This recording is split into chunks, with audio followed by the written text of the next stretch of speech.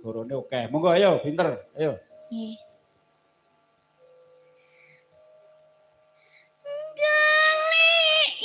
Sing kaya ngomong nyatane lakon seprene anggaran nyatane malah bangun tresno.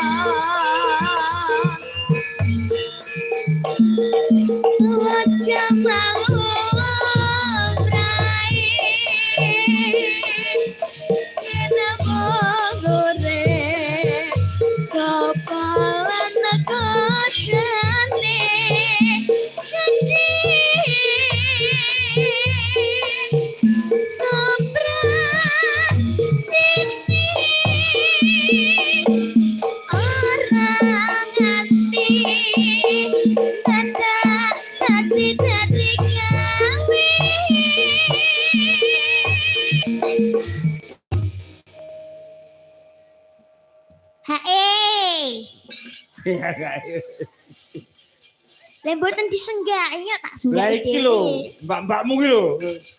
Kuwi iki ora gelem nyenggaki muga kemlakaren. Kok kian mangan.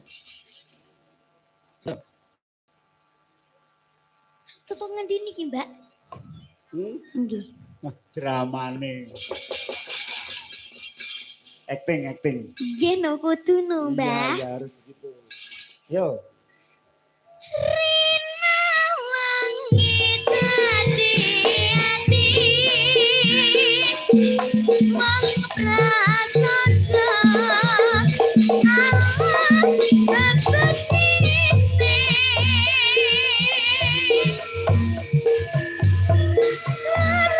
Tarakan mati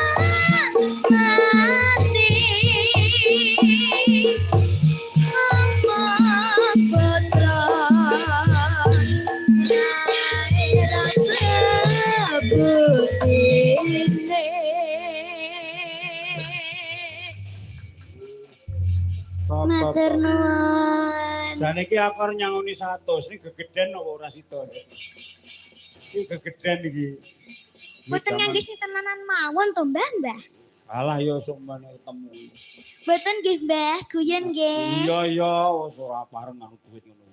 Njaluk mbahmu mantau lho, bakul sate. Kene rene arep mau golek utangan kok. Nah, mesti ngono kuwi jawabe. Kok ndak dijaluki. Karo nek nggo apa to, Nduk, sampean wis sugih. Sekali lagi, ayo ning iki sik aku omong ngono, iki sing kira-kira setere sing ndi? Iki kae sing suarane gedhi mau kok urung tampil. Iki suarane gedhi mau lho, sing iso nglokor.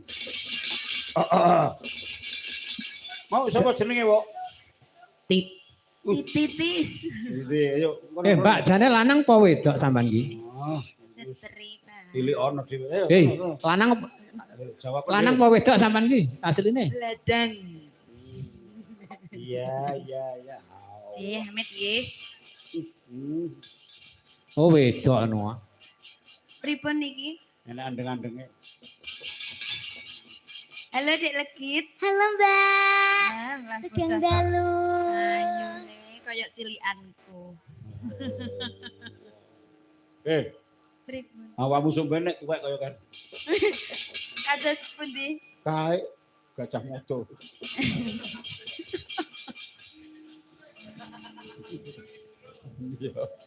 Nyonya Prahastra kae. Ora, Dewi Seripu. Nah, teman, Nduk. Nah. Duet. Duet.